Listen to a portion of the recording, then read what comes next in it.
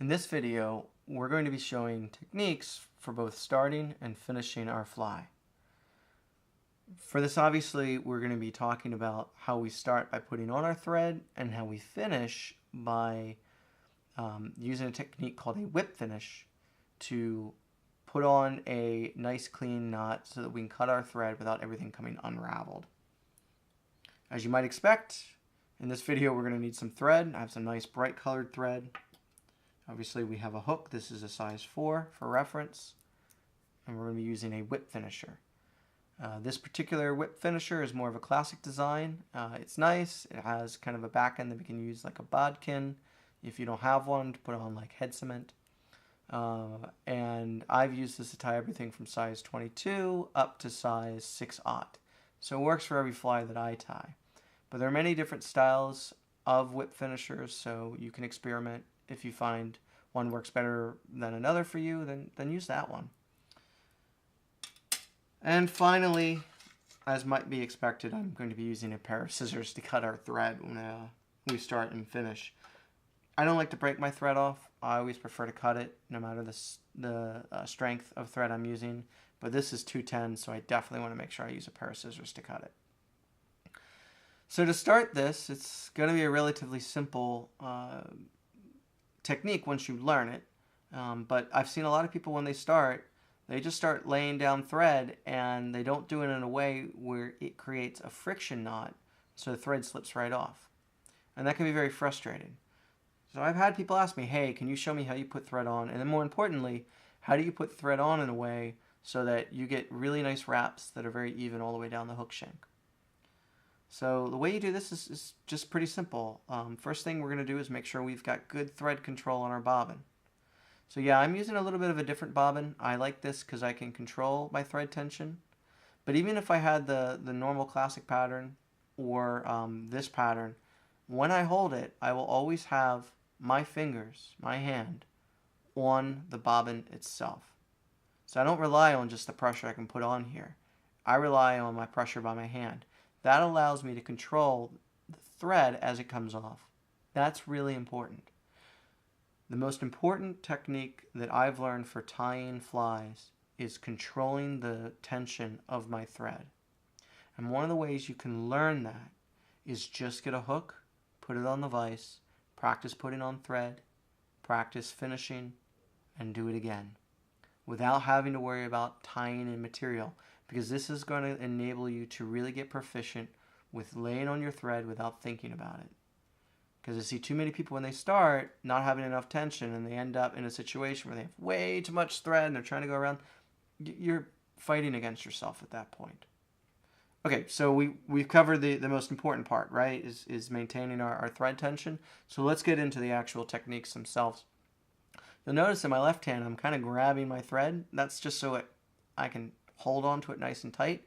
This is actually really important. When you lay this down, I'm going to lay it in a way where I can wrap back over itself in that first 1 or 2 wraps. Once I've got it where it's starting to lay back, you notice I started up here towards the hook eye, and now I'm going to be laying back towards the hook point. I'm going to hold in my left hand the thread at like a 45-degree angle. I do this so that every wrap gets pushed back right onto the hook shank right behind the last wrap. And I can even do this very quickly. And everything lays down so nice and neat. See how neat that is? That provides an excellent friction knot. I'm wrapping back on this tag end. So now I would have to pull so hard to get it to slip that it won't. In fact, I'll pull this hook out of the vise, or most likely in this case, I'll break this thread before I'll get this thread to slip off the hook. That's what we want, right? As I'm laying back, you'll see I usually go halfway, but I'll end up cutting before where I want to finish. And I do this just to make it look clean. So I trim that, but I still have this little tag end right here. So now, by cutting it before, because let's say I want to finish back here near the barb of the hook, we usually start. I'm just going to keep wrapping, and I've wrapped over that tag end. Now it's nice and clean. You don't even know where I started or where I finished. And that's as simple as it is. But, I got to this point by doing exactly what I've done here. Put a hook on a vise, sit at the bench, and practice putting my thread on. Practice the control. That's such an important thing to do when you're learning to tie, is to say, I want to master this technique. And you sit down and you just tie that, whether it's tying on a wing or tying on a post or whip finishing, which is what we're going to go into next. You do that enough and you become proficient that when you're actually tying your fly itself, you tie it in the way you want to. All right, so we're going to bring it back up. We're going to do an open spiral. You don't have to do an open spiral. I just wanted to show you what that looks like, kind of up close when we're not worried about tying the material. I use this a lot to tie in like foam flies. Rather than nice tight wraps, now there's kind of grippiness to this where when I put in super glue or material, it sticks to it. So anyway, there you go. There's an extra technique that I hadn't planned, but I just showed you. All right, the whip finisher. More people when they start are afraid of this tool than I think any other. And practice. When I first started, it was confusing. I didn't understand how it was even working.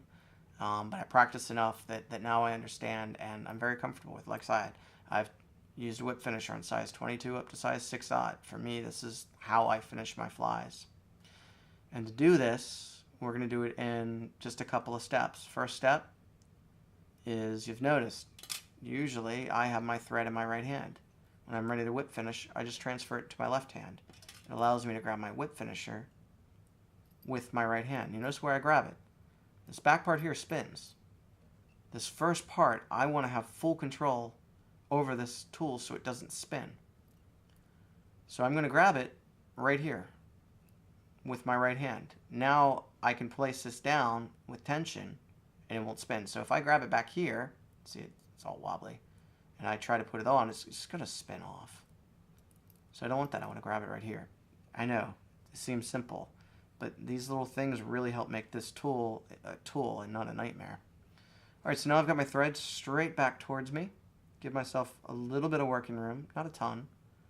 I don't need to have it back a foot. Just, this is, I don't know, like 3 inches, 4 inches.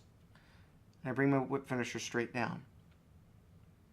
Again, simple, but this is the way to make this into a tool. Straight down on top and get this hook underneath. So by bringing the tool down and bringing the front part of that hook underneath, I've hooked the thread. All right, so straight down, hook underneath. The back of this whip finisher has a little groove. That groove's critical. So we want to make sure that we keep enough tension on this thread that we get it into that groove and we move the thread out of our way so that we can spin it later on. So to do that, again, I've come down, hook underneath in the front. I'm going to pull this thread straight up and eventually to where I have it at a bit of a 45 coming back towards the hook shank. Now that I've done this, so again, I've come down, hook underneath, thread straight up at a 45, I can slide my right hand back to where this can now spin. And that's exactly what I'm going to do. Is I'm going to spin it and get it into a way where I have this triangle. This is where I want to end up. If I get into this triangle, I know I'm going to be successful. So again, how did I get to that? Brought my tool with my hand and the front part of it down, hook underneath, thread straight up to a 45. Bring my hand back, spin it to get to this triangle. All right, so I'm at the triangle. Well, now what? Well, now I can spin this right around the hook shank. So by keeping my left hand still, I can spin this 1 time, 2 times, 3 times. And that'll lock it. I always do a 4th, just because. But 3 is all you really need.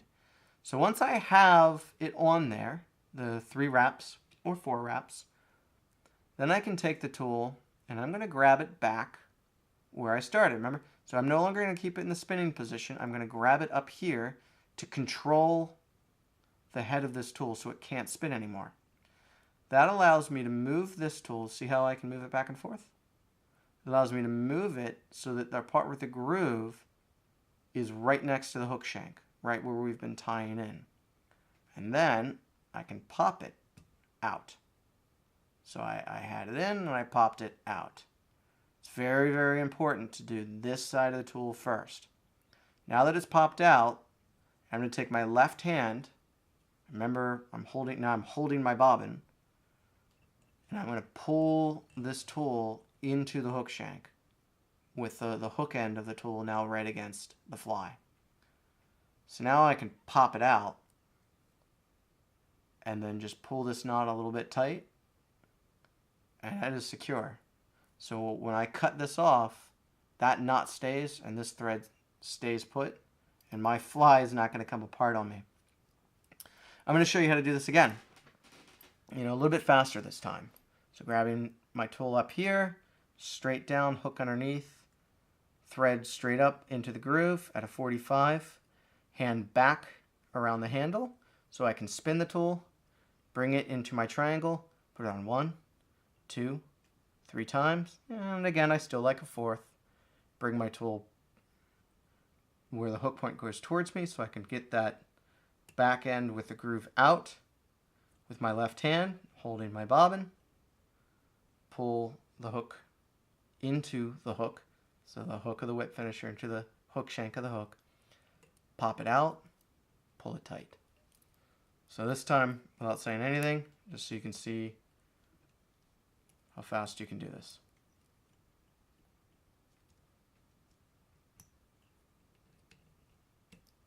That's all there is to it.